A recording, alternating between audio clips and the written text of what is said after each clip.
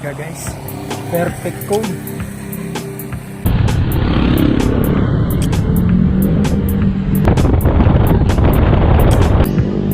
Okay pa naman. Yan, good morning guys. So uwi tayong Bicol ngayon, ano. Actually lumagpas na ako ng Sigsag Park. Kaya lang medyo maulan doon, kaya di tayo nakapag vlog. Tsaka kanina nung umalis ako madilim pa. So ngayon mga around 6:30, actually mag-aalas 7 na. Nandito na ako banda sa ano, Gumaka dito. Bali papasok na tayo dyan. Ano, dadaan tayo ng Gumaka Bypass Road. Yeah. Ayan, nakita nyo, tinali ko na yung bag ko. Buti may dala akong pantalo tsaka plastic. So dito na tayo dadaan. So shortcut na tayo dyan. Medyo parang matagal na rin ata na hindi ako nakauwi Hindi natin alam kung ano mga pagbabago dito sa Gumaka Bypass Road.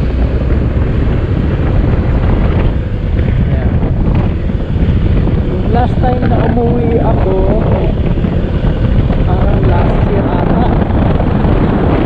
Last year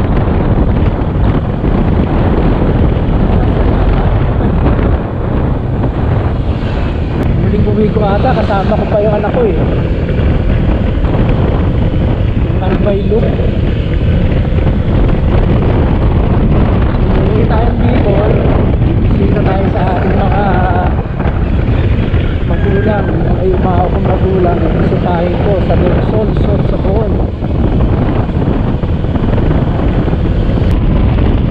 So actually, itong bypass road, isa lang to sa mga bypass road na pwede yung daanan para makaiwas kayo sa traffic.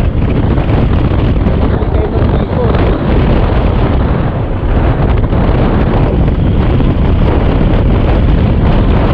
Dito kayo dadaan, siguraduhin nyo malakas ang preno nyo, maayos. Kasi medyo matarik to, yung pababa nito matarik din, medyo malusog. Kung nakita nyo yung daan, ano, biglang naging tuloy na lang. Matagal na to pero ba, hindi pa natatapos. Isa to sa mga proyekto na pinagkakitaan na kontrakto. Parang 4 lanes to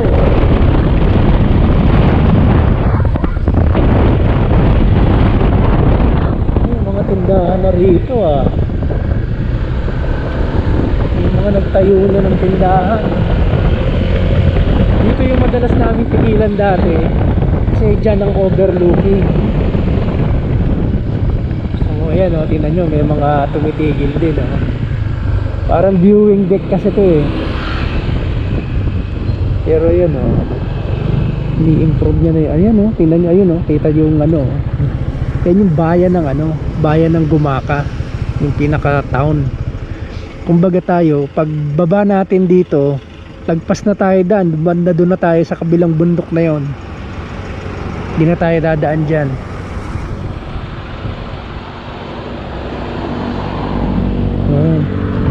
Bandang balang araw dadami ang rito nakatira, tapos negosyo.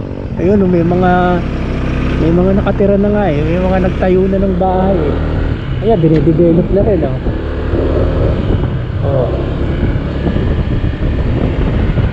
tagal-tagal madami ng maninirahan dito kasi magkakaroon ng negosyo dito dahil maganda yung view. Tapos yung mga rider, mga biker naman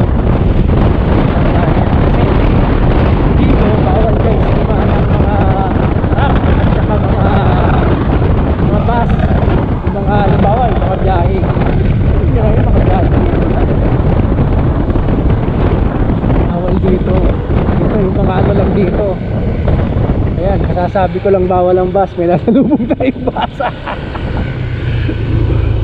PITX baka ano yun, tawag nito yung ano ba yung point to point, yung point to point, yung hindi na magbababa kung saan mga bayan-bayan. Truck eh, dumadaan din ng truck oh. Ay, sino pala pwede dumaan dito. Pero siyempre yung ibang mga may mga ruta na bawal din na dadaan dito.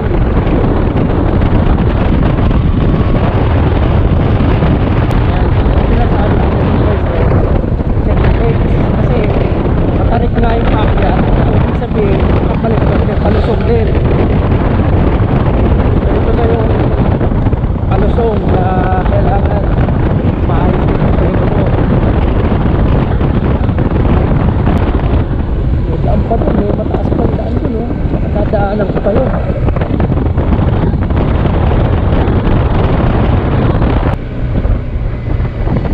Hindi, parang alam ko may tatawirin pa tayong crossing eh. Tapos aakyat ulit pataas. Ito na nga yun oh. Yun oh, taas ulit oh. Tatawirin pa tayong crossing.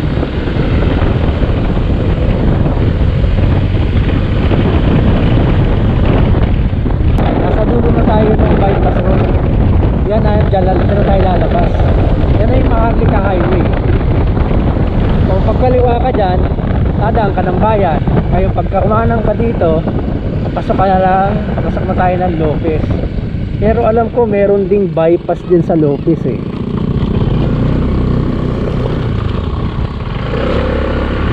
Tapos lalabas tayo dun sa parang viaduct. Yung ginagawa, matagal lang ginagawang overpass doon na hindi matapos-tapos. So ayan guys, ito na yung dulo ng Gumaka Bypass Road. So yung signboard doon ng Petron na 500 meters, ito yun, 500 meters. So ibig sabihin, pag nakikita nyo yung signboard ng Petron, lapit na. Yan.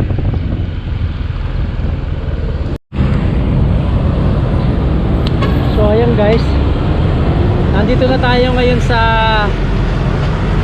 bali diversion road oh, bypass road ng Lopez. So, medyo mainit na, wala nang ulan, tatanggal na tayo ng kapote.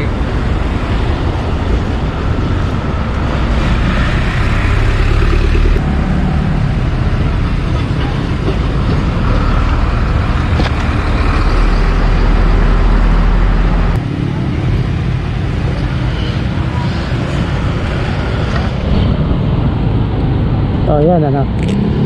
Kaya nakita nyo yung signboard oh, Lopez Town proper papasok.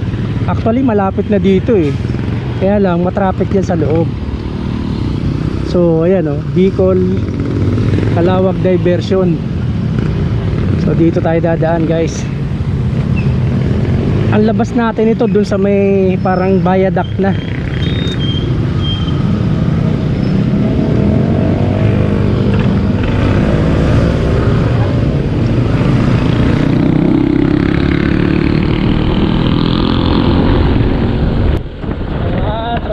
Palabas na tayo ng diversion road no, yung tinatawag natin na Lopez Bypass Road.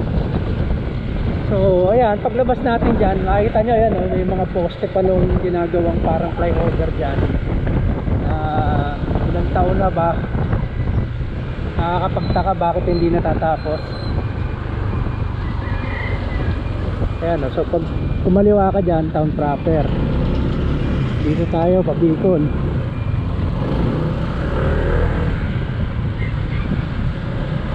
Tagal na tong ganito eh. Actually ito, lubak-lubak din to dati. Parang naayos na. Hindi, talagang meron pa rin.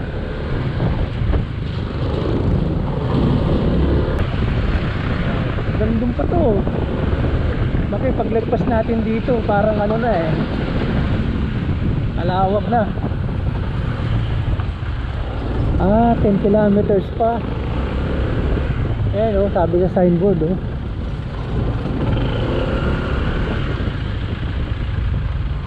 Pag 4 wheels ka dito, talagang nagdadahan-dahan ka. matatapos na. Mauubos na yung rough road. Ayan.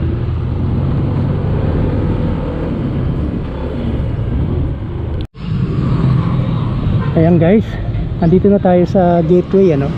Ayan, oh, gateway ng Bicolandia. So check lang natin yung ating ano, tawag nito, check lang natin yung ating mugs.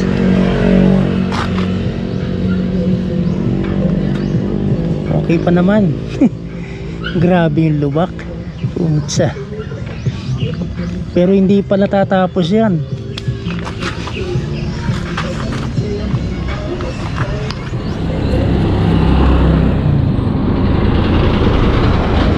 Tigil tayo doon sa unahan.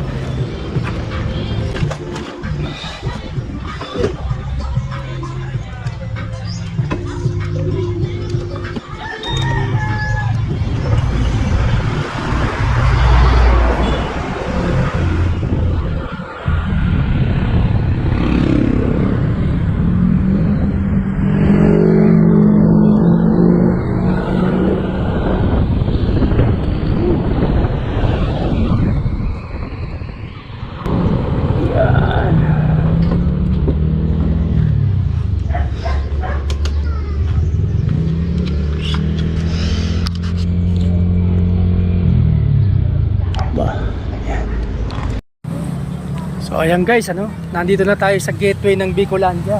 Actually kalalagpas ko lang. So dito sa unahan, dito na yung papuntang Tabugon, yung Quirino Highway. So pahinga lang muna tayo dito kasi masakit sa katawan. Ang daming lubak sa Quezon, grabe. So chineck up ko naman yung aking ano, yung aking max, okay naman, wala. So far wala pang bengkong. Pero hindi pa tapos yung lubak dito guys. Dito sa Tagkawayan, sa Tagkawayan, yung Quirino Highway, marami pa ring ano diyan. Simentado nga pero parang hindi lapat yung ano, kaya matagtag. Tapos mga bandang Ragay at Lupi, alam ko may mga lubak-lubak pa rin diyan. So makakaluwag-luwag tayo sa lubak siguro paglagpas natin ng Sipokot o Ligmanan. So kita-kita na lang ulit mamaya guys. So ayun guys, ano, dito na tayo sa ayan, 234 kilometers ang Legazpi. So dito tayo sa Quirino Highway. 3 bars pa naman to, kaya pa to hanggang Sipokot.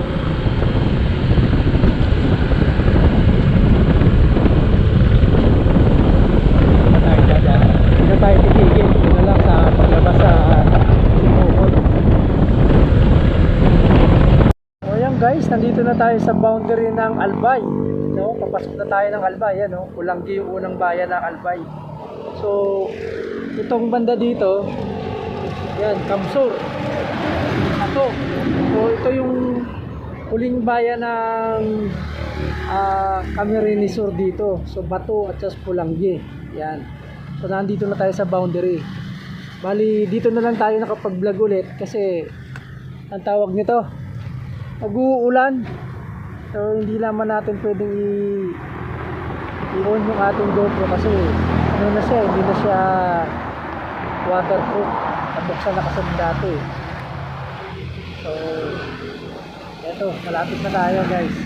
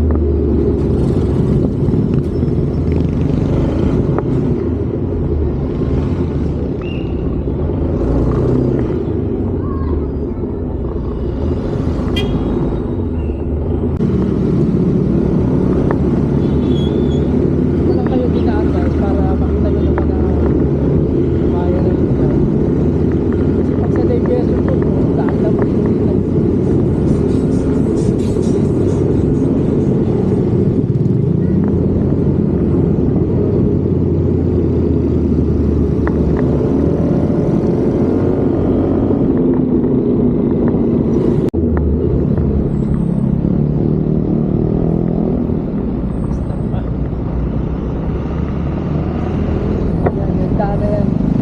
Ayan, yung highway na yan. Tapos papasok tayo ng Sagluyog mamaya.